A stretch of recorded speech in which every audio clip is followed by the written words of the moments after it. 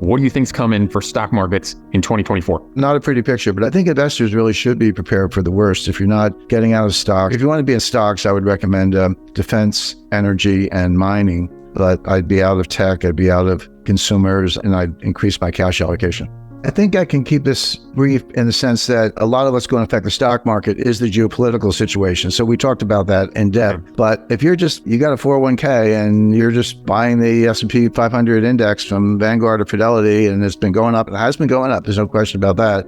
And you're like, I'll just sit there and watch it go up. Be careful. We've been warning about a stock market decline for a long time. It's happening. Wall Street's out to sell you stocks, and CNBC says, up, up, up. There's nothing I see that's going to make that better. I don't think the Fed's done raising interest rates. I remember the 1970s, the stock market peaked. Dow Jones peaked in 1969. It didn't get back to that peak until 1982. Now, 1982 was the beginning of one of the greatest bull markets in history, grant that, but 69 to 82 is 13 years. It went sideways. Now, again, there's volatility and dips and peaks, and I'm not saying you can't make money, but I'm saying that there's a 13-year period when the stock market ended up where it started, number one, around 1,000 on the Dow. When you adjust for inflation, because we had massive inflation in the late 1970s, it was still down. That's 13 years. That's going to get worse because the U.S. is heading into recession, and we may be in a recession. And everyone's like, wait a second. Yesterday, GDP was up 5%. And it was up 5%, but it was very heavy on consumption and very heavy on inventories. Well, consumption, obviously, people don't realize when wholesalers and distributors build up inventory, that counts as GDP. Well, it's fine to build up inventory if people are buying the stuff. But if they don't buy the stuff and you're up to the rafters in inventory, you got to start writing it down. This is where you see, you go to the Gap and you get like 10 shirts and 5 pairs of jeans for $30. I mean, this is what happens. They slash prices. They do 2-for-1 sales. They just move the merchandise. And particularly in certain areas, stuff goes out of style. The fashion industry is notorious. Who wants last year's coat or whatever. So then the inventory situation comes down to the consumer. Are people buying stuff? It looks like the consumers just hit the brakes. A couple of reasons for that. Number one is during the pandemic, you go back to 2020, 2021, what was going on? Well, starting with Trump in, I think, June 2020, he gave everybody a $1,400 check. If you had a heartbeat, you got a check. And then Trump did it again in December, just before he left office, it was another $600 check. Biden comes in and says, well, I can top that. And Biden does in February of 2021, right after he was sworn in. Here comes another $1,600 check. Then there was Build Back Better, the Inflation Reduction Act, which is actually the greenest scam. We were running deficits of $2 trillion a year for about 4 or 5 years. The total spending was higher than that, but that was the deficit alone was about $2 trillion a year.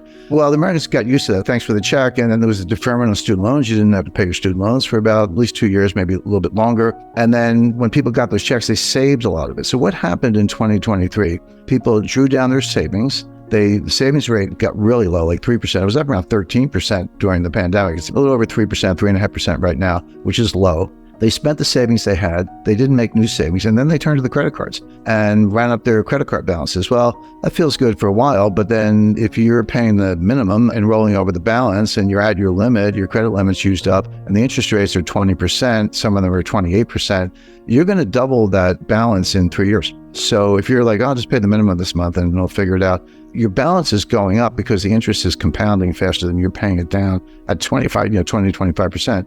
People are tapped down on the credit cards. They've used up their savings. They're getting into a deeper hole because the interest is compounding faster than they can pay off the credit cards. It is showing up in things like gasoline consumption. It's way down. The demand for gasoline is what comes called inelastic, meaning you just have to buy it no matter what the price is. You got to take the kids to school or get to work or go shop, whatever it is. You're just going to buy the gasoline even if you don't like the price. By the way, lately prices have been coming down a little bit, which is another, that sounds good, but it's actually a bad sign because it's disinflationary, which kind of leans in the direction of a recession. But for gasoline consumption to drop, forgetting about the price, that means people are not driving. They're not going on vacation. They're not doing road trips. They're not driving any more than they have to. There are a lot of other signs. We don't have time to get into all the technicals with negative swap spreads and inverted yield curves and all the rest. But it does look like the consumer slammed on the brakes. The stock market's starting to wake up to that fact. So I would say it's a pretty simple recommendation, Matt. Reduce your exposure to stocks overall. Increase your exposure to cash. You won't lose money on cash, assuming that inflation is not bad, and it'll give you a lot of optionality. You can go, if things get really, really, really bad, if you have cash, you can go shopping and find some bargains. But if you're in stocks and they go bad, you're just going to lose that money and never see it again.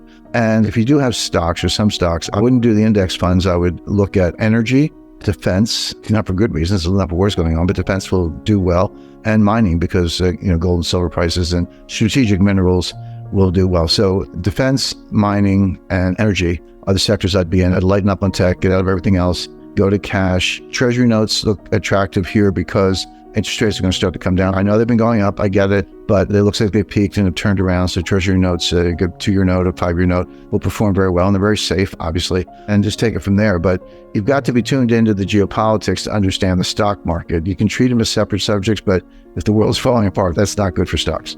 I'm going to start with Ukraine. And the interesting thing about that is, of course, the war started, well, I would say it started in 2008 when George Bush declared that Ukraine should be a member of NATO. That was really the beginning of everything that's happened ever since. The U.S. was spent years kind of provoking this war.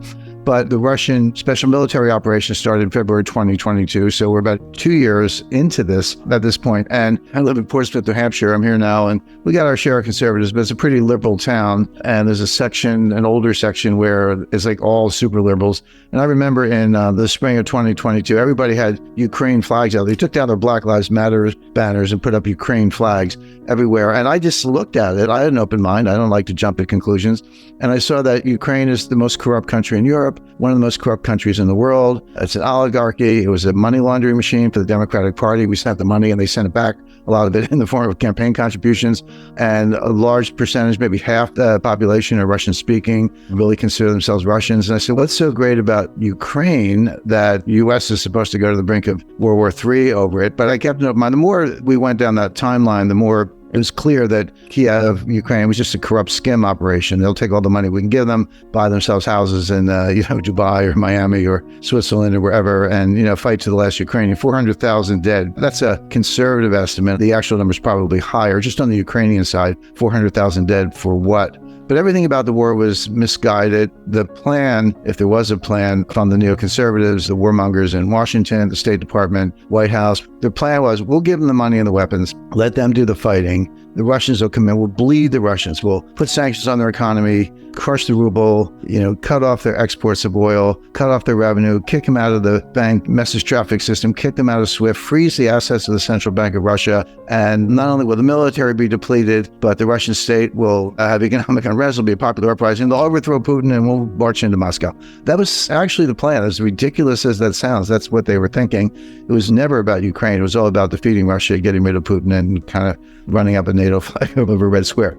None of that has happened. Everything about it was wrong and misguided at the time. And I said so at the time. I teach a course in economic warfare at the U.S. Army War College. You said I was a former advisor to the Pentagon. I guess I still am. I do teach this course. I talk to people in the military on a regular basis. But I said in April 2022 that the sanctions wouldn't work. They would backfire. It would not hurt Russia. It would hurt us more than it hurt them. It would hurt Europe more, etc. And the Russian army they do get off to a slow start, but they finished the job. Anyway, all those things have played out exactly as I said. So they may unleash a complete missile bombardment from southern Lebanon that could hit major Israeli cities, Haifa. I've been to all these areas. If they unleash this, then Israel will certainly fight back. So then you're going to have a two-front war. And this is where the U.S. might get involved, at least with air power. But here's the big question. Does anyone attack Iran? And there's good reason to think that we're at the point where the U.S. and Israel, and obviously the U.K., are in on this.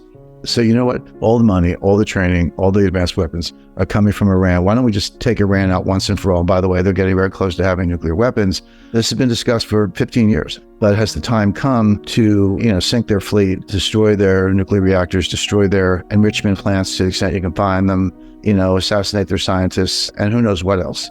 I'm not saying that's going to happen. Hopefully it doesn't, because it's getting close to World War III, but that could be what happens next through an escalation process. Gaza, Hezbollah, just take out Iran, be done with it. The problem is you can't just take out Iran. I kind of shrug. It's like, well, but then the Russians will come in. And what if the Russians are escorting supply ships to Gaza? Where are we now? I can stop there, but my only point is viewers and investors should not think of this as Israel attacks Hamas for revenge or counterattack or whatever. Yeah, that is going to happen. But this could escalate to something like World War III and nuclear weapons involved very quickly. So let's not forget about that. And China, they're watching the whole show. They're ramming Philippines fishing boats in the South China Sea. Why do we have a war in Ukraine, a war in Israel, and something close to a war in the South China Sea, and other trouble spots around the world, Syria, Iraq, etc., all of a sudden? It's because 2 years of Biden and nobody's home and they're taking advantage of it. Everybody else in the world says, hey, here's my chance. When we say bond markets, Matt, we have to be careful which bond market. I'm talking about the U.S. Treasury bond market. Short-term treasuries, 4-month bills, 6-month bills, up to 1 year, From 0 to 1 year, they're called bills. From 2 years to 20 years, they're called notes. And the 30 years called a bond. So if you're an expert, you say bills, notes, and bonds, but they're all Treasury securities. So I just want to be specific. We're not talking about corporate bonds, just to be clear, because those are made very poorly. If companies are going to underperform, we're going to go into a recession, you're going to see bankruptcies increase. Those corporate bonds are going to get hammered, but certainly junk bonds. So we're talking about U.S. Treasuries. The funny thing now is that the highest yields in the U.S. Treasury market are in like a 6-month bill. Like, wait a second, shouldn't I get more if I buy a 30-year bond, or shouldn't I get more if I buy a 10-year note? It's a longer maturity, more stuff can happen, inflation, credit downgrades in the United States, bank freezes. All those things can happen. I want a higher interest rate for my longer term security. That's usually the way the yield curve looks. It kind of goes upward sloping. The longer the maturity, the higher the rate. That's not true today. The highest maturities are right around 6-month bills, 1-year bills, going out to 2-year notes. When you get to the 10-year note, you actually get a lower interest rate, lower what's called yield to maturity than you do on a 2-year note. So the interesting thing about 2 years is you get a high rate, but it's less volatile than a 10-year note. It's more liquid. 10-year notes are pretty liquid, but 2-year notes are very liquid. So you can actually have the best of both worlds. You can have a shorter maturity, which means less risk in some ways, and a higher interest rate. So it's, like I said, the best of both worlds. But the highest interest rate is actually from 6 months to 1 year. So those are very, very safe securities, and they're paying between 5.25% and 5.5%. Well, yeah, Jim, that sounds good. But if interest rates go up even more, the answer is you're going to lose money on your capital. The value of the note or bond will go down if interest rates go up. That's bond math 101. Your rates go up, prices go down. The opposite is true. Rates go down, prices go up. So you can make or lose money, but that inverse relationship kind of throws a lot of people. But yeah, buying a 2-year note that yields about 5.1%, very liquid, very safe, good return, more than your bank will pay you, more than most stocks will pay you. Why wouldn't you do that? Well, the answer is, if you think the 2-year note is going to go to 6%, you might not like it, because you're going to, if you hold it for 2 years, you'll get your money back. But if you want to sell in the meantime, you're going to have a capital loss. So therefore, the next level of analysis is, well, what's going to happen to interest rates? Everybody wants to know that. In my view, they've peaked. They're going to come down. And if you like that action, you might prefer the 10-year note, because a longer maturity, so interest rates come down a certain amount, 25 basis points, 50 basis points, or whatever. And I said bond prices go up, which they do. But how much do they go up? Well, the answer is, the longer the maturity, the more they go up. They're more volatile. And so when I say risky, I'm talking about market risk. I'm not talking about credit risk. You are going to get your money back. But from a market risk point of view, if you had to sell it a year from now, or 6 months from now, for that matter, if rates go up, you're going to lose a little money on the value of the note itself. But if rates come down, not only do you get the 5% interest rate, which is sweet, but you're going to have a capital gain on the note, because that's what happens when rates come down. So the big question is, have rates peaked? And I would say they have. And I base that on what I said earlier about the economy. If we're going into a recession, we're going into a slowdown, we're looking at all kinds of geopolitical risk, stocks are coming down, then interest rates are going to come down too. The old cliche, which is true, a week is a lifetime in politics. Well, that's true. I hate cliches, but that one happens to be true. A week is a lifetime. A lot changes. And the answer I gave is, well, we're doing this now because the election is happening now. There'll be election day in 2024, a lot of early voting these days. I guess it really starts in September, whatever. But the election is happening now because things are happening that are going to determine what happens by the fall of 2024 in particular. Meanwhile, the world's blowing up. By the way, those two things are not coincidental. Oh, war in Ukraine, war in Israel, something close to war in the South China Sea. Oh, gee, it's too bad we don't have a leader in the Oval Office. They're not unrelated. The world looked at, I call it the Chernenko moment. You have to be a Soviet Union expert, but in the early 80s, they had a president, a general secretary of the Communist Party, leader of the Soviet Union, named Chernenko, who was brain dead. Sorry, I'm overstating, not brain dead. He fell asleep in meetings, couldn't talk. But then he died, and they got another guy, Yuri Andropov, and then he died. And then somebody was like grilling, and they got Gorbachev, and somebody asked Ronald Reagan, said, why won't you negotiate with the Soviets? He said, they keep dying on me, which was true. But we, obviously the intelligence community, knew that Chernenko was mentally incapable. And it doesn't get better. If you know anything about progressive cognitive decline and the kind of diseases, there are no cures. There are treatments, but there are no cures, and then you die. And the Democrats know it, and they know what's going on. Gavin Newsom met with Xi Jinping, who's the president of China, the head of China, most powerful Chinese leader since Mao Zedong. What does that tell you? It tells you that Beijing knows that Gavin Newsom is the most likely candidate for president of the United States in 2024 on the Democratic side, likely to be the next president. And there's a long history. Foreign leaders, if you're running for president, you're not the president, but you're running for president, you get meetings with foreign leaders. You'll go to Israel, obviously Canada, Japan, China, because they want to know you just in case you win. They don't want you win, you get sworn in. They don't want you to be a stranger. So that's not unusual. But the fact that Xi Jinping takes a meeting in Beijing with Gavin Newsom tells you that the Chinese are saying what I'm saying. I think it's entirely possible. It's not just a guess. I do think it's likely that Trump will be behind bars. Trump will be in a Fulton County, Georgia jail on Election Day. I still think he's going to be the nominee, and I think he's going to win. So you're going to have this spectacle of Trump with orange hair and an orange jumpsuit, a prison jumpsuit, behind bars in the Fulton County jail, elected the next president of the United States. There's no prohibition on that, by the way. This is not impeachment. There's no prohibition on a convicted felon being elected president of the United States. There just isn't. It's not in the Constitution. I may have to give him a supervised release so he can go to the Oval Office. Trump's going to be convicted of a crime. Now, he's got lots of grounds for appeal. Appellate courts may throw it out. It may get reversed. I understand all that, but he's indicted on 90 felony counts or more in 4 different jurisdictions. But it's important to know that the world economy is slowing down. Germany is in recession. Japan is very close to it. UK, very close to it. Canada, I'm hearing nothing but bad reports, housing market collapse, etc. China may not technically be in recession, but it's slowing rapidly. The thing with China, it's the second largest economy in the world. They've been growing at 10%, 10% for over 20 years. When you compound something at 10% for 20 years, you're going to increase it by a factor of 10 or so over that time period, but not now. They're almost certainly below 5. They're going to print 5 because they make up the numbers if they have to. But when you strip out wasted investment, investment that you build a massive train station with 128 escalators and marble walls, but nobody goes there and the tickets are $10. You can't pay for that. It doesn't produce any wealth. It just creates jobs. The real estate sector is collapsing. That's been the biggest driver. People are not stepping out to buy houses. They're not taking the bait. Lower interest rates haven't helped. China's in a massive slowdown. Whether it's technically a recession almost doesn't matter, because when an economy that big slows that much, it drags the world down with it. So China's not going to save us.